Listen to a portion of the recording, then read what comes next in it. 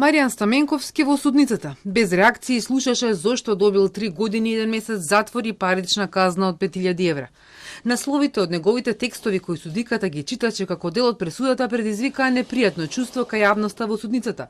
Се читаше како преку неговата интернет страница Доказ М уценувал, ширел омраза и навреди кон оштетените, меѓу кои новинари и владици, злоупотребувал фотографија и лични податоци на истражители на обвинителството, но и пиратски преземал серија за која телевизија Телма имаше ексклузивно право да ја емитува.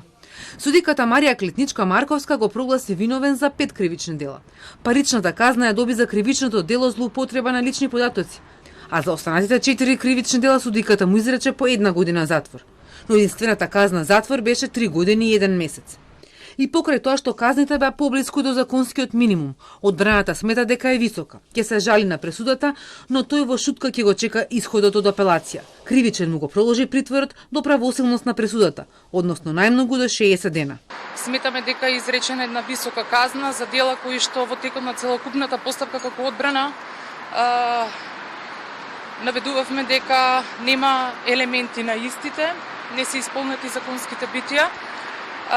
Како по однос на жалба на пресудата, ќе вложиме и жалба на решението со кој што му е продолжен притворот на Маријан, со оглед дека навистина е влошена здравствената состојба, истиот има добиено шекер, веќе влегува во некоја група на инсулинска терапија, каде што дефинитивно третманот не може да биде соодветен во условите каде што моментално се наоѓа.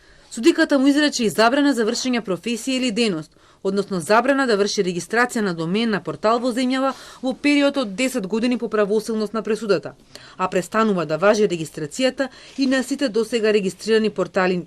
Таа ги упати оштетените да бараат оштета преку граѓанскиот суд. Стаменковски е во притвор од 9 февруари годинава, откако во неговиот дом имаше претрес и беа одземени документација, мобилни телефони и други електронски уреди, кои се уште се вештачат, но и поголема сума на пари. Оштетените очекуваат обвинителството да открие кој му нарачувал на Стаменковски да пишува текстови со кои шири омраза против нив.